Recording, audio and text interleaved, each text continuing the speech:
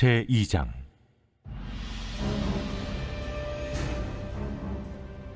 내가 또 눈을 들어본즉 한 사람이 측량줄을 그의 손에 잡았기로 네가 어디로 가느냐 예루살렘을 측량하여 그 너비와 길이를 보고자 하노라. 하고 말할 때 내게 말하는 천사가 나가고 다른 천사가 나와서 그를 맞으며 너는 달려가서 그 소년에게 말하여 이르기를 예루살렘은 그 가운데 사람과 가축이 많으므로 성곽 없는 성읍이 될 것이라 하라. 여호와의 말씀에 내가 불로 둘러싼 성곽이 되며 그 가운데에서 영광이 되리라. 오호라, 너희는 북방 땅에서 도피할지어다. 여호와의 말씀이니라. 이는 내가 너희를 하늘 사방에 바람같이 흩어지게 하였음이니라. 여호와의 말씀이니라. 바벨론 성에 거주하는 시온아, 이제 너는 피할지니라. 만군의 여호와께서 이같이 말씀하시되 영광을 위하여 나를 너희를 노략한 여러 나라로 보내셨나니 너희를 범하는 자는 그의 눈동자를 범하는 것이라. 내가 손을 그들 위에 움직인즉 그들이 자기를 섬기던 자들에게 노략거리가 되리라 하셨나니 너희가 만군의 여호와께서 나를 보내신 줄 알리라.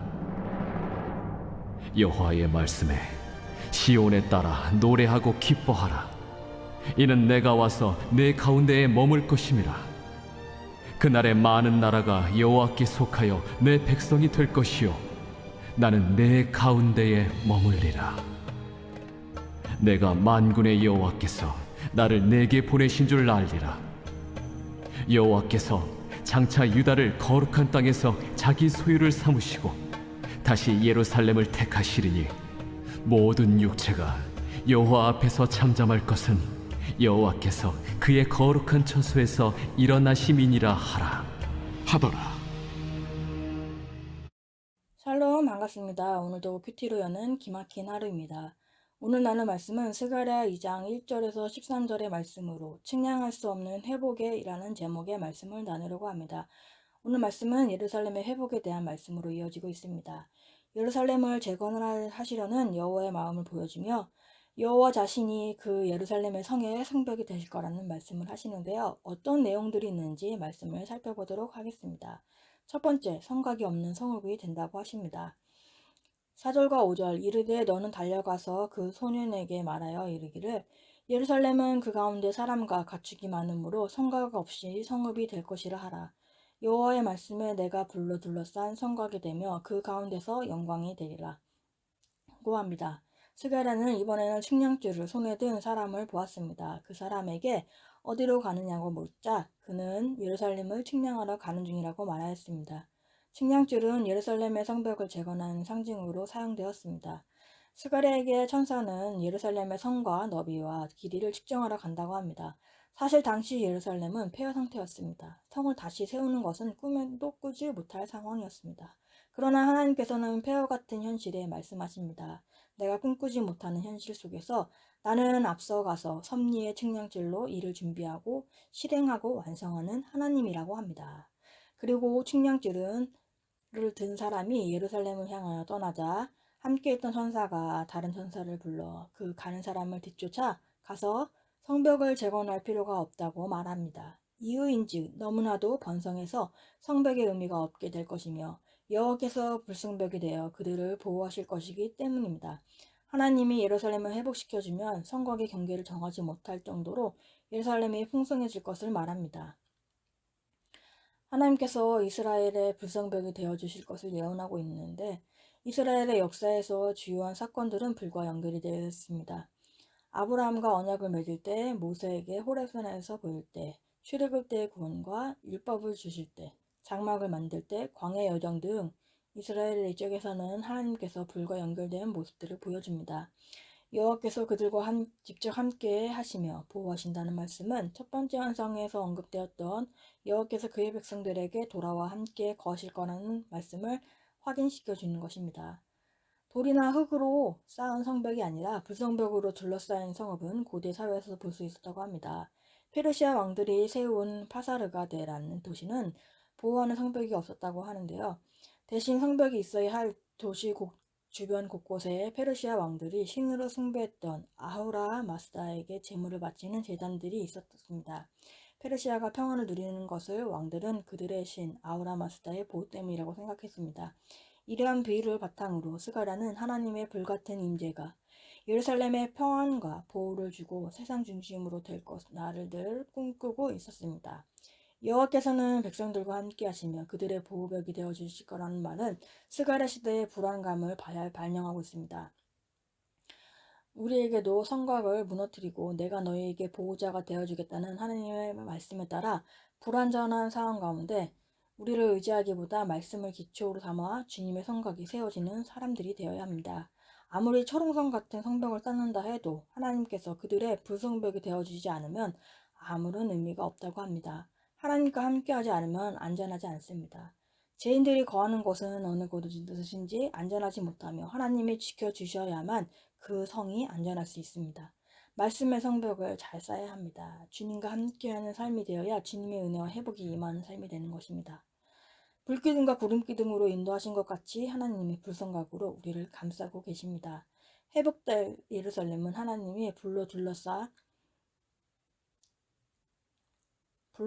보호하시며 영광을 나타내실 성읍이기에 성곽을 세울 필요가 없다는 것입니다. 하나님은 자기 백성의 구원을 위해 때로는 그들을 망하여 포로가 되기도 하십니다. 그러나 그 누구도 하나님이 택하시고 보호하시는 자들은 침범할 수 없습니다.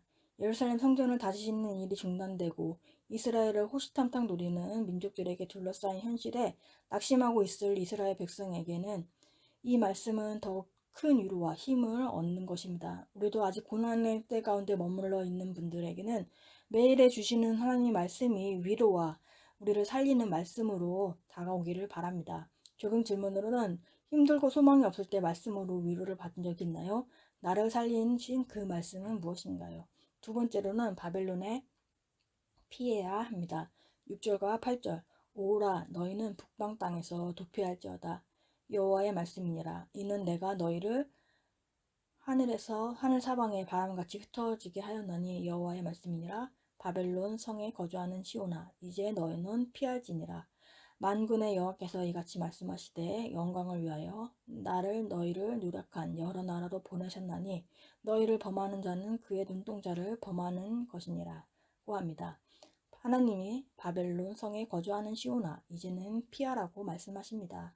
바벨론은 여전히 대도시로서 모든 쾌적한 시설을 갖추고 있는 세계에서 가장 큰 도시였습니다. 유대인들은 그곳에서 안락한 삶을 누리고 있었고 경제적으로 폐허가 된 고향에서보다 훨씬 풍족했습니다.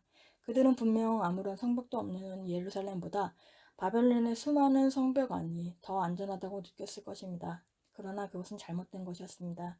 이스라엘 백성은 말씀에 반응하여 포로 생활로 익숙해진 바벨론에서 피해야 합니다. 70년간 포로 생활을 마친 이스라엘 백성에게 이제는 익숙해진 북방 땅 바벨론에서 빠져나와 예루살렘으로 돌아오라고 합니다. 바벨론으로 포로가 되어 끌려가 억류된 삶을 살고 있는 사람들에게 속히 그것을 떠나 예루살렘으로 돌아오라는 말씀입니다. 계시록 18장 4절에 이렇게 말합니다. 나는 하늘에서 또 다른 음성이 울려오는 것을 들었습니다. 내 백성아 그 도시에서 떠나거라. 너희는 그 도시의 죄에 가담하지 말고 그 도시가 당하는 재난을 당하지 않도록 하여라. 하나님 백성들에게 재앙이 예비된 바벨론에서 도망가라는 경고의 말씀입니다. 북방 땅에 거하는 자들은 속히 그것을 떠나 시온으로 피하라는 것입니다. 그곳은 망하는 곳이기 때문입니다. 하나님께서는 그들에게 북방 땅을 탈출할 수 있는 능력도 주십니다. 하늘 사방에 바람같이 흩어지게 하였거니와는 하나님께서 마치 과거에 이스라엘을 심판하여 온 세상에 흩어졌던 것을 회상하는 것처럼 묘사합니다. 하나님은 이스라엘 백성을 범하는 자들은 여호와 하나님의 눈동자를 범하는 것 같다고 또 말씀하시면서 이스라엘 백성을 향한 속마음을 드러내고 있습니다. 인간의 신체 중에 어떤 부분도 눈보다 더 주의 깊게 방어되는 곳이 없습니다. 공격받기도 쉽고 소중한 신체기에 방어야말로 어떤 위협에 대한 가장 빨리 행해지는 곳입니다. 참으로 눈을 방어하는 것으로 본능적이며 눈 깜짝할 새에 행해지는 것입니다. 하나님께서는 자신의 백성을 보호하는 것 역시 이런 거라고 말합니다. 이스라엘을 공격하는 자는 누구든지 그들을 지키시고 사랑하시는 하나님을 공격하는 것입니다. 때론 우리는 삶 속에서 하나님의 역사가 확실하게 보이지 않을 때가 있습니다. 그때마다 우리는 실망합니다. 그러나 분명히 말합니다. 주의 자녀가 된 우리를 해하는 자들은 마치 하나님의 눈동자를 찌르는 것 같은 행위를 범하고 있다는 사실을 말합니다. 그러나 우리는 그저 주님을 바라며 그분의 역사를 기다리면 됩니다.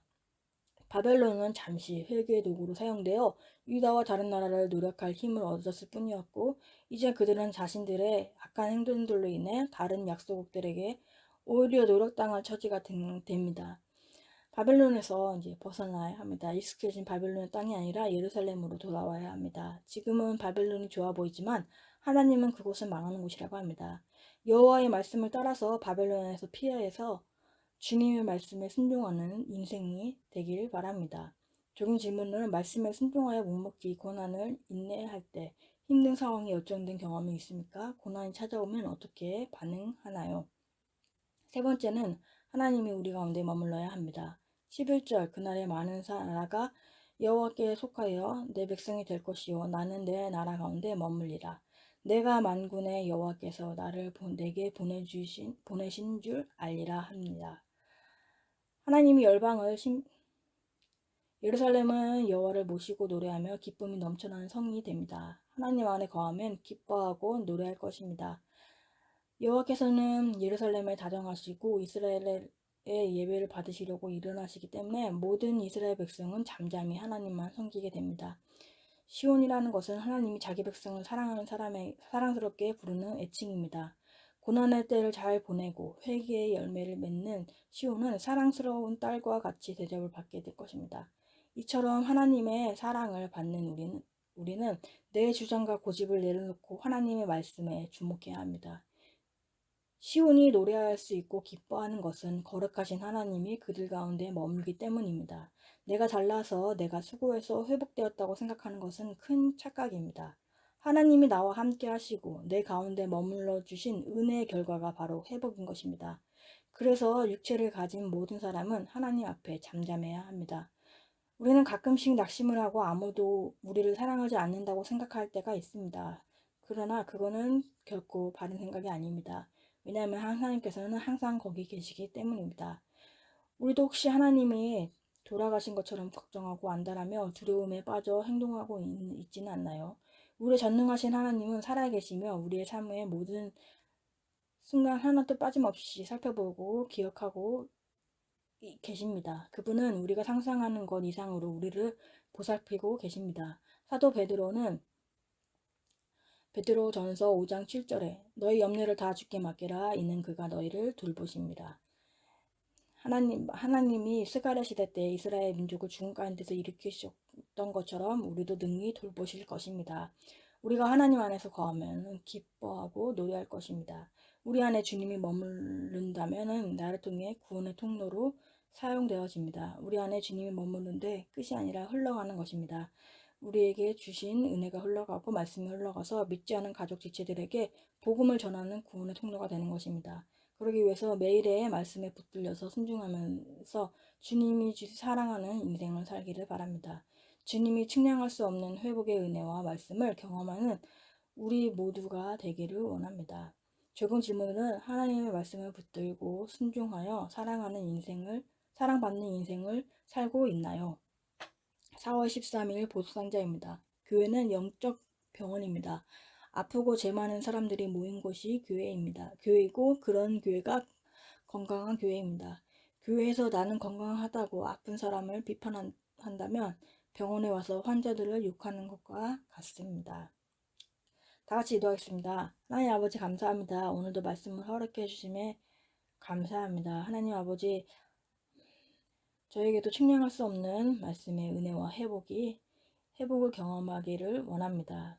우리가 스스로의 성곽을 쌓지 않고 말씀에 기초한 성곽을 쌓아서 주님의 불성곽에 둘러싸이는 삶이 되기 원합니다. 머물고 싶은 바벨론을 피하게 하시고 고난의 때를 잘 보내 회개 열매를 맺는 시온이 되기를 바랍니다. 말씀이 들리는 한 사람으로서 구원의 통로로 믿지 않는 가족, 지체들에게 복음의 도구로 사용되게 하여 주옵소서. 매일에 주시는 말씀을 붙들고 순종하여서 주님께 사랑받는 인생으로 살아가기 원합니다. 오늘도 주님의 말씀을 붙들고 살아내기 원하며 주님의 은혜가 임하는 삶이 되기 원합니다. 예수 그리스도의 이름으로 기도합니다. 아멘.